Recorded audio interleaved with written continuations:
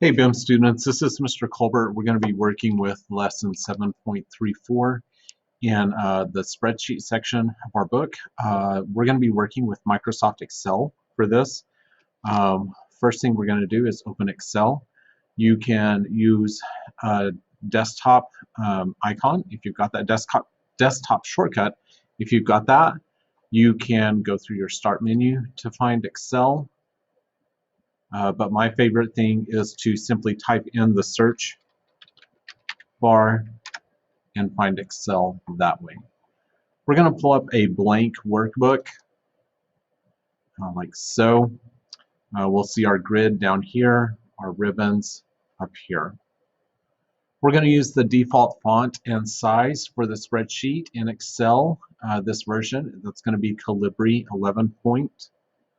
And the first thing we're going to do is we are going to rename sheet 1 to rename a sheet.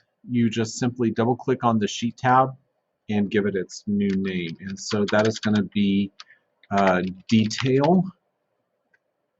And then we are going to add a second worksheet which we will name summary. So to add a worksheet, you come across here, right here, and you just click that button, and then you'll double click on that to rename the worksheet. Okay, each worksheet has the same number of cells, which is just an incredible amount of information. We have detail and summary. The active spreadsheet, the tab will be white and the other tabs will be back behind it.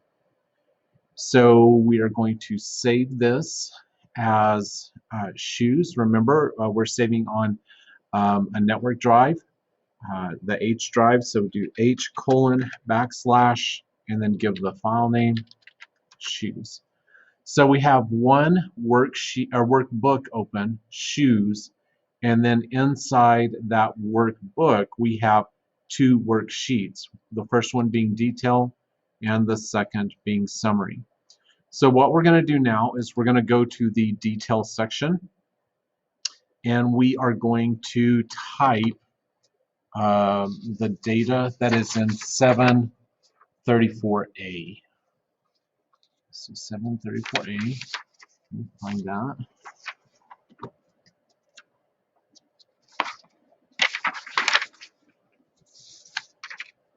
Okay, so shoe industry statistics detail year. Okay, so this goes from 2014 to, and it's counting backwards. So instead of typing this whole range of numbers, we are going to type the first two, use our autofill handle, and go down to 1994. And then we will have the word total,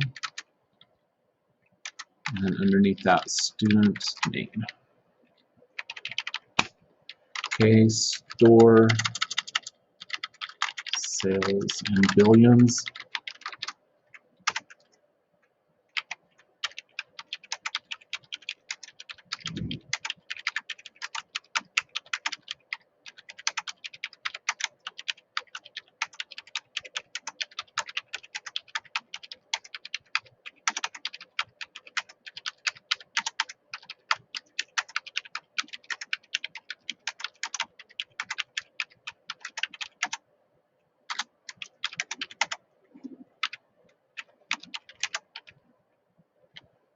Okay, come across to column D, store name, page,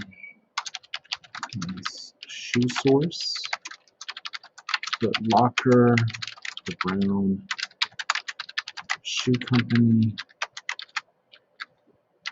And I misspelled company right there, so we're going to come in and adjust that. Column E, annual sales in billions, and the number of stores, 3.8, 5.85, 3.41. 70,600. Okay, so the first thing they want us to do in the detail sheet after we finish typing this information is they want us to resize all columns so that everything is displayed. So the easiest way to do this is to select the entire worksheet, and we do that by coming up and we're going to click on this little guy right here. It's to the left of the A indicator and above the 1 indicator, and that will select the entire worksheet. Then we're going to auto fit these columns by going to the home ribbon, cells group, format button, auto fit, like so. Okay. We're going to change the font size of cell A1 to 18. We're going to merge and center A1 across through column F. So we highlight A1 through F1, home ribbon, alignment group, merge and center. We're going to bold the column headings in row 3. And we're going to apply a thick bottom border to cells B24. So I'm going to click here, say go to cell B24. Borders are on the home ribbon, font group, border. So we do thick bottom, then E6 and F6. So I'm going to highlight both of those and do the same thing. So that's that. We're going to go to cell B25, and we're going to add up this column with a sum function. Okay, so formulas and functions are going to be under the formulas tab, or I'm sorry, ribbon. And the fastest way to do this is to simply click auto sum, make sure that that's the right range, and it's B4 to B24, which that's right. So we'll hit enter.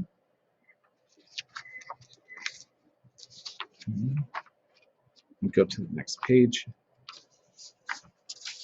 We're going to go to cell E7, and we are going to add up these three with an auto sum, and then we're going to drag that formula across to F7. We're going to format columns B and E as currency. So those format options are on the home ribbon, number group, and we'll drop that down and go to currency. They want it to display with 2 decimal places, which is the default, so we don't need to do that. And then we're going to go to column F and display that as a number with no decimal places. Okay, so one thing that they actually want you to do here is to display a comma separator. Right now that comma separator isn't there. The fastest way to do that comma separator is to go to home, number, and then just click on the comma style. And then go down to 0 decimal places. That's a good idea. One of the things that's different with Excel is that you don't have cloud saving like you do with Google Sheets. So you need to go back and hit save every once in a while. So we'll do that. Okay, so this is the information that we want in the shoe industry statistics detail sheet. Now we're going to go into the summary sheet. And remember, all of this is in one file, but it's 2 sheets inside the same file. So we're going to go and type the data shown in 734B. Okay, and that's going to be in summary. So shoe industry statistics summary, total store sales 1994 to 2014, annual sales of the top 3 shoe retailers, number of stores in the top 3 shoe retailers, percent distributions, of the top 3 shoe retailers, percent of total sales, percent of total stores. Go down to row 13, total, student name on row 15. Okay, so let's go back to the instructions for this.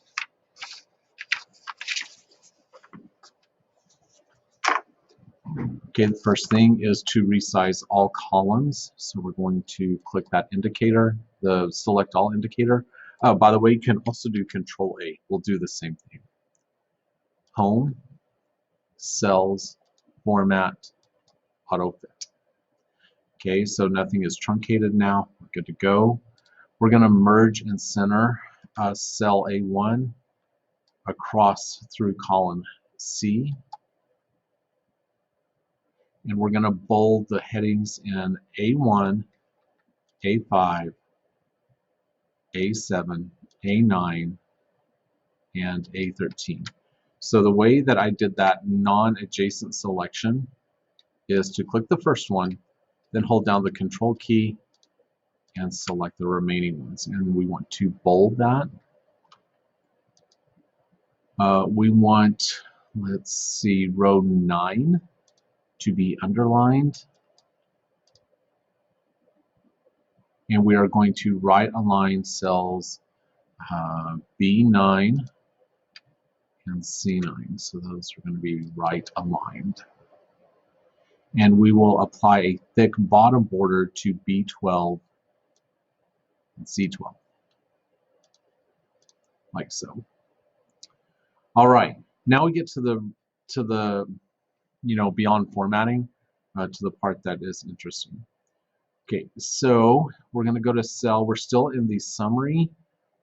So we're going to go to cell B3, and we're going to pull the total store sales for 1994 to 2014 from the details worksheet. And there are going to be a couple of ways to do this, and I'm going to walk you through that. Okay, so the first thing we can do is we can just do it manually. Type equal the name of the worksheet that you want to pull the information from, an exclamation mark, and then the cell. So the way we would read this formula is equal detail worksheet cell B25. So what we get is 50105. If we look at the detail worksheet cell B25, that's the value that's there. Okay, so the second way to do that is to start with the equal sign, go to the detail worksheet, and click on B25. It is exactly the same thing. So for the annual sales for the top retailers, it's equal detail exclamation point E7. For the number of stores, I'm going to do it the other way, equal, go to the detail spreadsheet, and go to F7, like so. All right, we're going to go to cell A10, and we are going to reference the name of the first store by going to equal detail D4.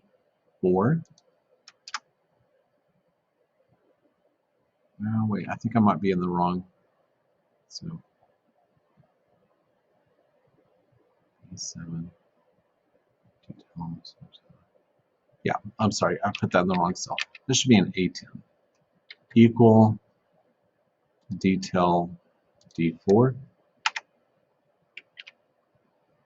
And then we're going to drag that down so it'll pull in the other two names. And then in cell B10, what we're going to do is we're going to put a formula in here that is going to compute the total of total sales for Payless Shoe Stores. So we're going to do equal detail Paylesses is right there, divided by total. And we need to make that an absolute reference so that when we copy it down for the other two companies, that E7 does not change. Like so. All right. We're going to do the same thing for the total stores.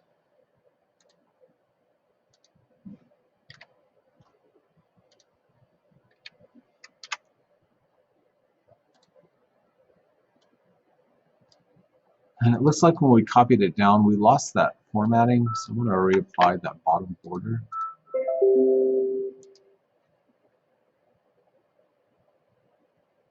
Like so. And we are going to, let's see.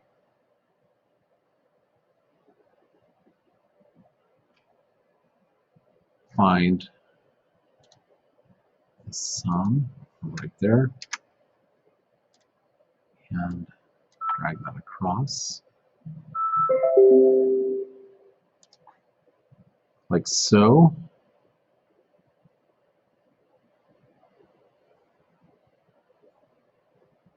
So B3 and B5 we need to format as currency.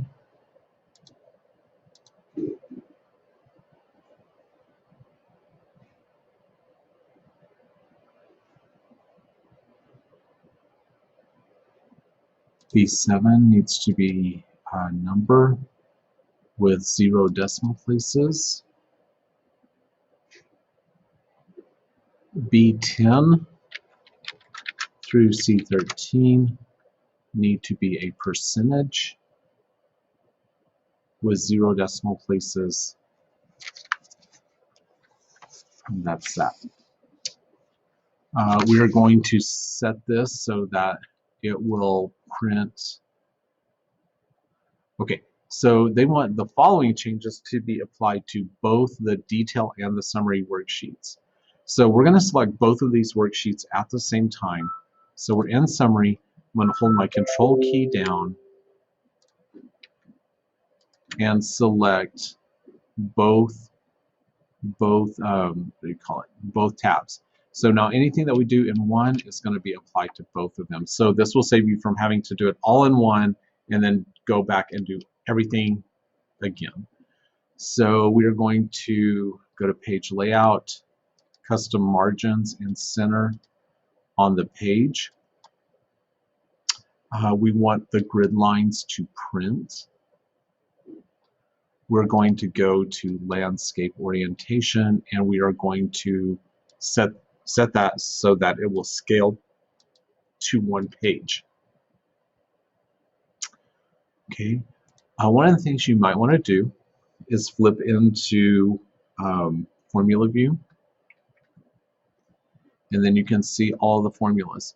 So I'm going to ungroup these sheets so that we don't make any unwanted changes. And you can see that these formulas in the summary worksheet are pulling all of their information from the detail sheet that we did. So you can create information in one worksheet and then pull it into another worksheet, and that's a good thing.